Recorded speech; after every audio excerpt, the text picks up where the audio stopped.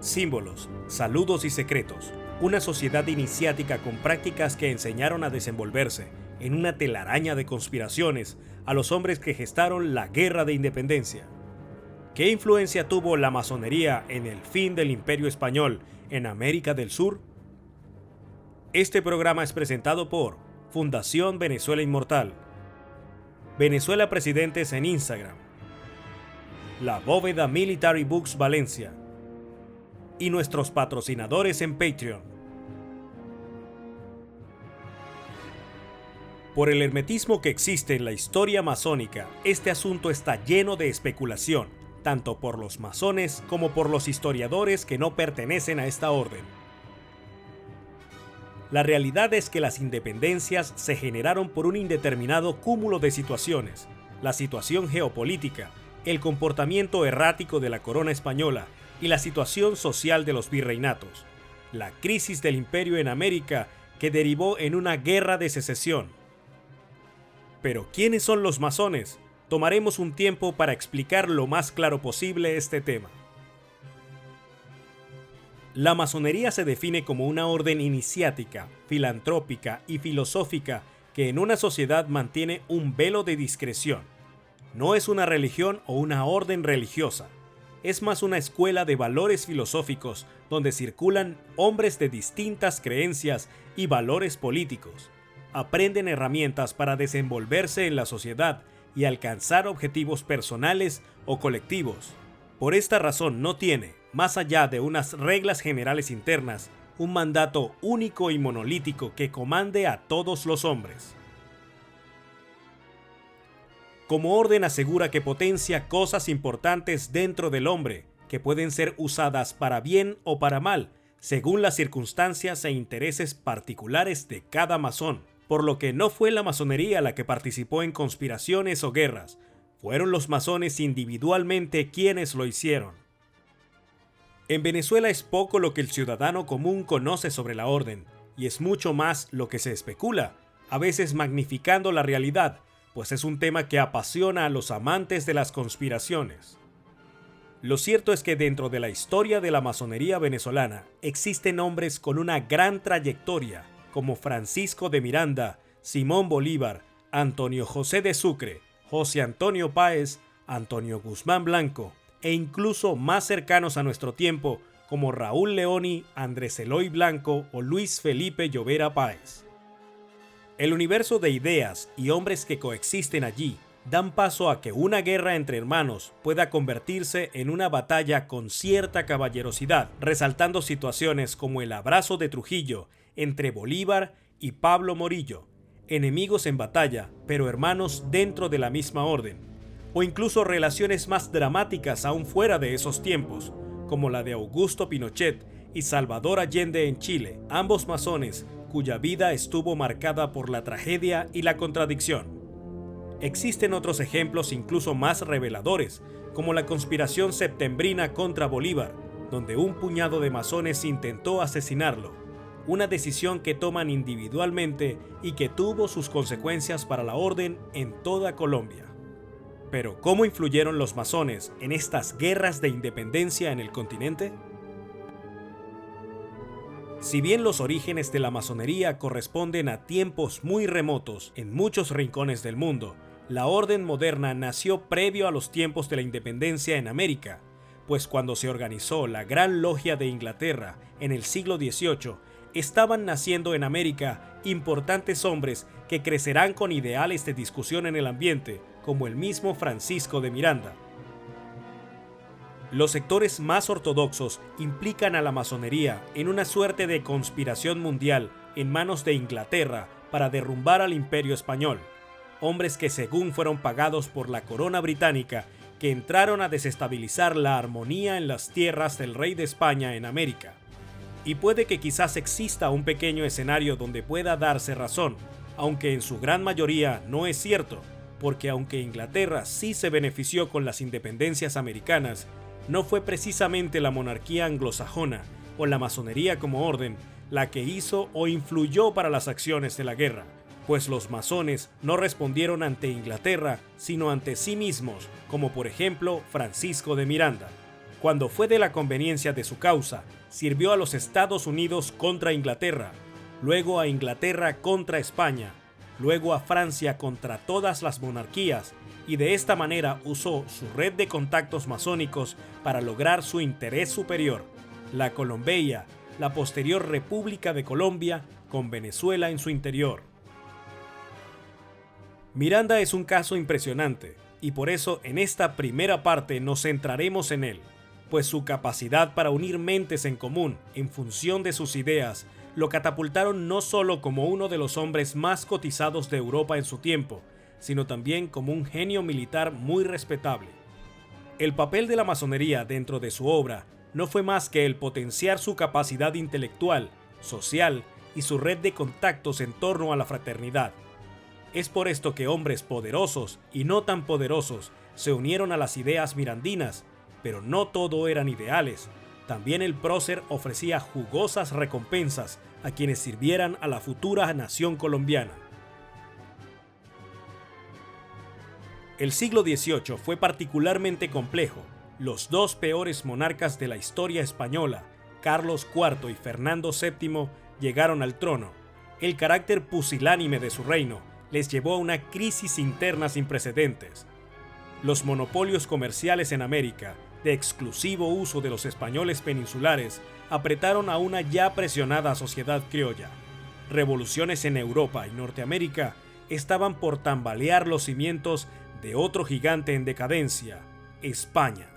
Miranda, ya siendo iniciado masón en los recién nacidos Estados Unidos de América y con contactos con el Marqués de Lafayette y George Washington, ve en Europa y sus logias una autopista de espionaje para iniciar su revolución en Sudamérica. Para ese tiempo, ya Miranda era un perseguido de la corona, que curiosamente en varias oportunidades había pedido en sus cartas un perdón que nunca llegó, por lo que parte del futuro revolucionario de este hombre también fue motivado por la actitud recalcitrante de la corona y sus principales representantes. En un mundo en caos por la Revolución Francesa y el posterior ascenso de Napoleón Bonaparte, el precursor venezolano, que ya había intentado desembarcar en Venezuela con rotundos fracasos, encuentra una nueva esperanza. El rey de España le ha entregado el país a Napoleón sin disparar un tiro. La sociedad española estalla, unos lo defienden efusivamente y otros hacen el acto más español posible: intentar prescindir de un monarca que consideran inútil. El 19 de abril de 1810 se forma la Junta Suprema en Defensa de los Derechos del Rey. Simón Bolívar, Luis López Méndez y Andrés Bello viajan a Londres, conocen a Miranda y comienza verdaderamente la historia de esta sangrienta época para los sudamericanos y en particular para los venezolanos. Entre 1808 y 1810, Miranda creó una de las redes de espionaje más importantes de la historia. Muchos hombres destacados en la sociedad fueron iniciados masones y conformaron las logias Gran Reunión Americana y Caballeros Racionales número 7 de Cádiz. Estas logias eran eminentemente operativas, no recibían órdenes de un grupo monolítico o de un rey. Simplemente fueron el uso de herramientas y contactos masónicos para profundizar una revolución militar. Entre esos hombres estaban José de San Martín y Bernardo de O'Higgins, este último pupilo de Miranda. Estas logias operativas lograron una red de agentes desde Buenos Aires, Santiago de Chile, Lima, Bogotá, Caracas y Sevilla. Con esta situación sobre la mesa, se fundaron las famosísimas logias lautarinas, un arma operativa de los masones militares en Sudamérica.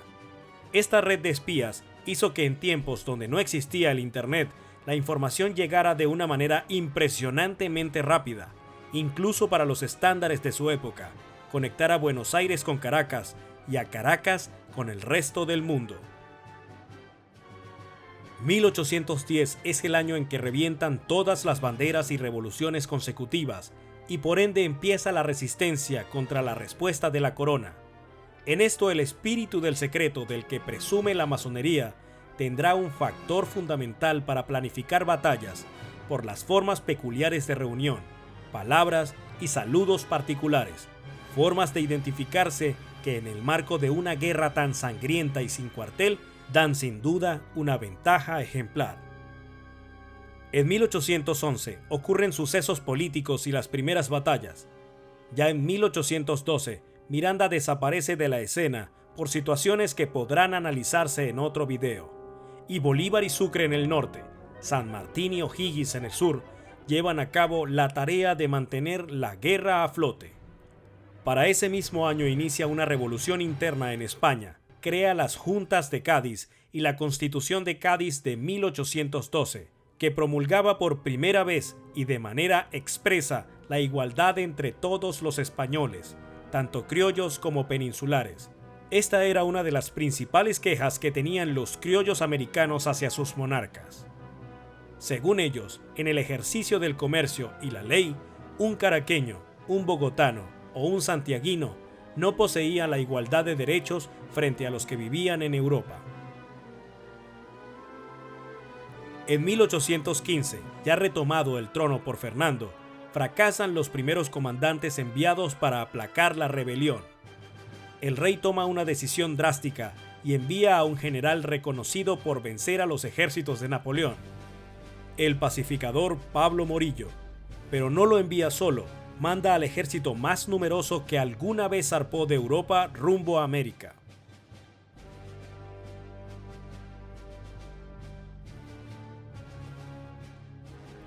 El 17 de febrero de ese año, se logran ver en el puerto de Cádiz las inmensas columnas de soldados hasta donde da la vista. Unos 12.500 hombres, en su mayoría sevillanos, con la única misión de acabar con la insurrección de Bolívar y los demás militares secesionistas del Cono Sur. La expedición se dividió entre Puerto Cabello, Santa Marta y Cartagena, sitiando esta última en diciembre y dejando a los patriotas en ruinas con más de 6.000 muertos por un asedio de más de 100 días. La mayoría de sobrevivientes huyeron a Haití. Para 1816, la reconquista era total, al menos en la Nueva Granada y Venezuela. Bolívar, luego de huir a Jamaica, escribirá su famosa carta homónima. Las órdenes para Morillo eran pacificar Venezuela y la Nueva Granada, dejar una parte del ejército en el Río de la Plata y en Lima, y el restante llevarlo a la capital de México. Aquí los independentistas están prácticamente vencidos. Fernando VII vuelve a tener todo el poder y Morillo está venciendo maravillosamente. Lo increíblemente notable de esta situación es cómo se cambian las cartas. De los más de 12.000 hombres llegados de Cádiz, ya para 1820 no quedan ni 2.000. Un impresionante número de bajas gracias, entre otras cosas, a las glorias de José Antonio Páez, que llegó a ganar batallas imposibles como en las Queseras del Medio, enfrentando 300 lanceros contra más de 1.200 efectivos de caballería. Dentro de la masonería venezolana, Páez tendrá un papel preponderante años después, al ser el primer gran soberano comendador del Supremo Consejo del Grado 33, una posición muy relevante dentro de esta orden. La operatividad de la Guerra de Independencia en Hispanoamérica fue prácticamente planteada y liderada por hombres pertenecientes a la masonería, con sus conflictos, contradicciones y condiciones de hombres de carne y hueso de su tiempo. Pero siempre es bueno aclarar que sus acciones, por espectaculares o malas, vinieron de una coordinación colectiva de un grupo, pues la masonería, al no ser monolítica, no puede movilizar ejércitos, y al tener tantas ideas como religiones conviviendo dentro, no puede unificarse a un término para generar una guerra. ¿Fue la masonería o fueron los masones? Espera la segunda y última parte de este tema. Suscríbete y activa las notificaciones para que no te pierdas nuevos estrenos. Recuerda que puedes apoyarnos en Patreon en la información del video.